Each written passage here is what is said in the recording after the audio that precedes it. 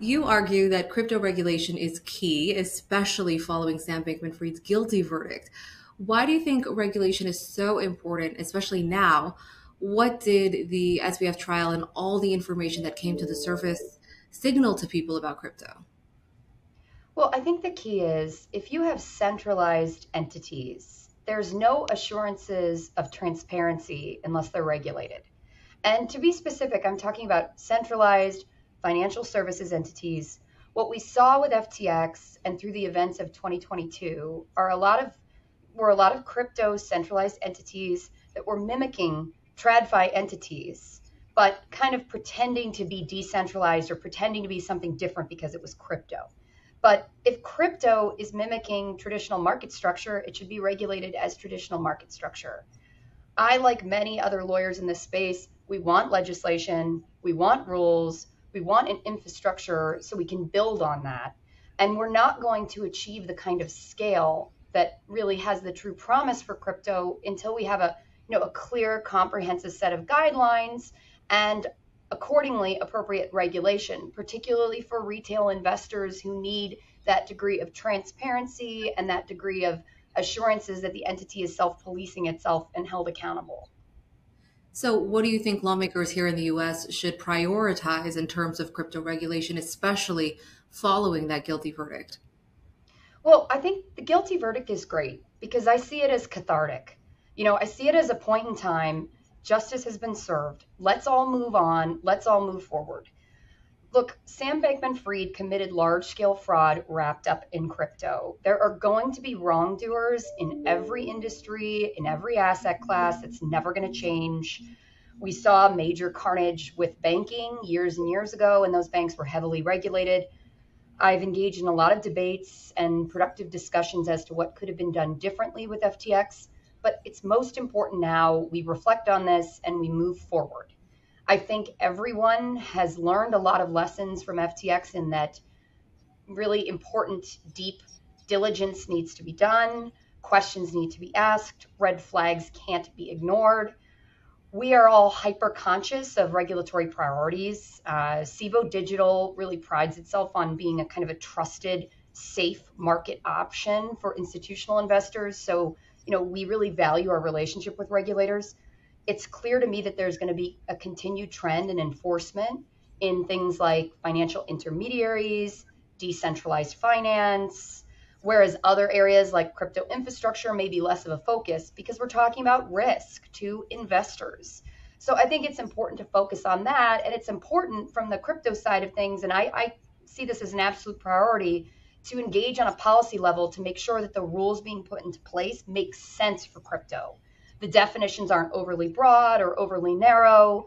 It's incredibly difficult to put crypto into a bucket when you have crypto assets and trading, NFTs, central bank digital currencies, blockchain technology as a whole. You can't really put that all under one umbrella and one succinct law. So you have to carve it the right way and think through it carefully and strategically. And I mean that from the legislative perspective, the regulatory perspective, and the market participant perspective. So you note that unregulated centralized crypto must self-police and that the necessary trust for that type of engagement was eroded in 2022. Of course, the collapse of FTX 1 year ago certainly resulted in a lack of trust in the industry. So what do you think it will take for the crypto industry to regain some of that trust that was lost? It's a great question. And one of the important distinctions to be made here is I'm talking centralized entities. I love the promise of decentralization where there's that degree of radical transparency. But where there's a centralized entity and where there's a flow of funds that the investors or strategic partners can't see where those funds are going, there's going to be questions, particularly given what happened with FTX. So an entity needs to be held accountable. It needs to hold itself accountable. And if it's regulated, it is accountable to its regulators. Behind the curtain, there are audits, there is scrutiny, there are questions being asked all the time, and you need to have the appropriate answers. So I think the industry needs to kind of view what it needs to take to get to the next level. All 2022 was a process of maturation. It was a process of growth for a nascent industry. But one of the things that keeps me here and a lot of the other people in crypto or interested in crypto is the depth and breadth of talent and the technology, both the disruptive technology, but the technology that offers efficiencies and things like access to alpha for the average retail investors. That's all very exciting. We just need to keep sight of the basic risk, compliance, and legal parameters that need to be put in place to avoid any existential risk for the industry, like what we saw in 2022. So, what would you tell those people who argue that regulation stifles innovation and could therefore prevent crypto from reaching its full potential? I think it's absolutely a balance, and it's a really difficult balance because I sincerely believe in the original tenets of crypto. For example, access to the underbanked is a great example. If you impose the kind of manual, know your client, anti money laundering requirements that exist with banks today, you are defeating some of those original purist tenets. But there's a fine line. It's absolutely unacceptable for a centralized entity where there's a flow of funds to be ignoring the possibility of dirty money flowing through the protocol. So there's going to need to be made compromises throughout this process. I love to see the tech oriented solutions that are being developed to grapple with these kind of issues because there are efficiencies to be had, not only to be applied to crypto, but to be applied to TradFi.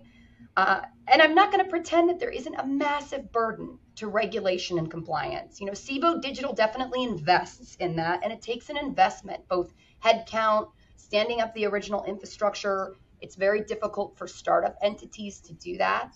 That being said, there needs to be a compromise. Both sides of the fence need to move towards each other and find something that's workable without stifling innovation and growth of this ecosystem in the United States. Now, we have seen some regulatory developments here in the US since the collapse of FTX. Senator Elizabeth Warren's crypto money laundering bill has been gaining more support on Capitol Hill recently.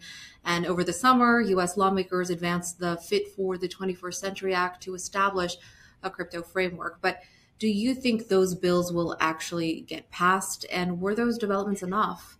Do you think more needs to be done to send a signal to Americans that what happened with FTX will not be tolerated here in the US?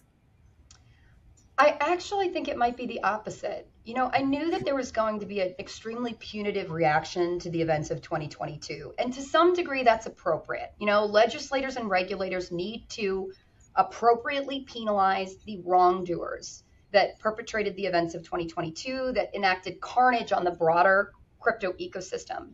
But that being said, all of the good actors in crypto that are spending all day, every day trying to do the right thing, investing in legal and compliance in an environment that it's not always easy to assess, the parameters, those entities shouldn't necessarily be penalized for the events of 2022. I would love to say, oh, I predict that we'll see market structure legislation in the next 6 months. I am not optimistic about that. I think there's a much better chance of a stable coin bill being passed, but even that's potentially in question. I think the sooner we get any sort of crypto legislation, whether it's comprehensive market structure legislation, the better, if it's the right piece of legislation. I think we've seen good and bad from a lot of these efforts. And I think it's all the more important that crypto market participants have their voices heard. We always consider comment letters because we want to help fill any potential education gap from the legislative or regulatory perspective. Everyone, market participants, regulators, legislators, are here trying to do the right thing with respect to the ecosystem. I definitely give them that credit. But it's learning together, it's bridging that education gap, and it's making sure that the laws that are going to have a massive effect on the growth and long-term ability for this ecosystem to thrive are put into place in the right way. So really, it's the kind of policy people that are on the front lines of these questions right now. Now, we have seen many regulatory advancements overseas in regions like Singapore, the UK, Dubai, and others. In fact, in April, EU lawmakers approved the world's first comprehensive framework for crypto regulation. Now, amid that backdrop, we're seeing several crypto firms like Coinbase expand internationally. Just this week, we learned Robinhood is looking at growth opportunities in Europe and would soon launch its brokerage in the UK to open up crypto trading to EU customers. What do you make of all the international expansion efforts, and do you expect to see more crypto firms expand overseas or move abroad altogether? Well, it's interesting because look, crypto is borderless to some degree, and a lot of the advantages crypto offers, particularly in the market context, it's 24/7 global trading and settlement and efficiencies by using blockchain technology. So it makes sense for certain entities, putting aside the US regulatory environment to consider offshore expansion or engagement with investors in Europe or Asia. I think a lot of entities are quick to see going offshore as some sort of silver bullet from US regulatory scrutiny. And I think that that perception is not entirely correct, particularly if there's engagement with US investors. I think a lot of entities could probably be better educated about the jurisdictional reach of laws that are potentially relevant to crypto. And I think, look, we live in an increasingly global society. Cboe Digital is very geared towards serving US institutional investors and being a place in the US, being centered in the US. Other entities don't have that kind of commitment to the US. That's not part of their ethos. And maybe they don't have the resources or appetite to engage with the US regulators right now. I respect that. We do. So I think I understand the offshoring, but I'm certainly not someone who views the offshoring as the death knell to crypto in the United States. Is it too late for the US to catch up to the rest of the world in terms of regulatory advancements? What do you think it will take? No, I don't think it's too late. I don't think it's too late. And there's always going to be an appetite for engagement with the US or, I mean, frankly, US money. And the other interesting thing is if you look at a lot of the stable coins and a lot of the actual kind of interoperability that theoretically exists or may exist, there needs to be improvement there. A lot of it begins and ends with the dollar, the US dollar. So, that obviously means that the US is always going to remain a voice in crypto globally. It's not like everybody's going to pick up and leave and never come back. I would say the faster we enact legislation, the better for the ecosystem, because that will give institutional investors in the US, retail investors in the US, and market participants who are really investing in the US more comfort that there are clear guidelines in place. There are parameters that are evident from legislation as opposed to precedent or rulemaking. And that's something we could all benefit for. And I look forward to that day. I think I, like many others in crypto, we're just impatient. This is an extremely young industry, like extremely young. So I'm happy to wait it out, see where it grows, watch it develop, watch volatility along the way, because I believe that we're going to win in the end. Not everyone shares that belief, but I think we have converts every day. Well, it certainly will be interesting to see if your forecast comes to fruition. But in a nutshell, what is your outlook for crypto in 2024, especially from a regulatory perspective?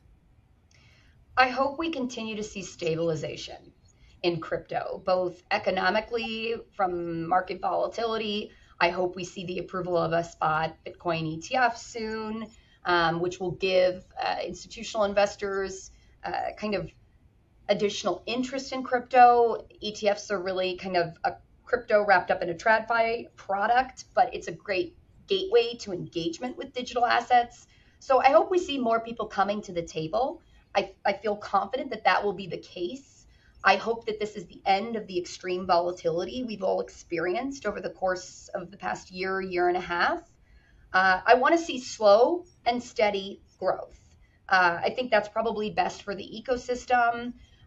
We don't need to see exponential growth and an enormous amount of money made like we saw at the beginning of crypto. What we need to see is continued engagement, continued interest. We're already seeing that. We're already seeing that from TradFi through things like tokenization, which is, again, a nice experimental point to engaging with blockchain or blockchain adjacent technology. It only takes baby steps to get to additional experimentation, whether it's crypto trading or NFTs or anything else under the sun. Katherine Kirkpatrick, Chief Legal Officer at Cboe Digital, thank you very much for joining us and for that comprehensive insight. Thank you so much for having me.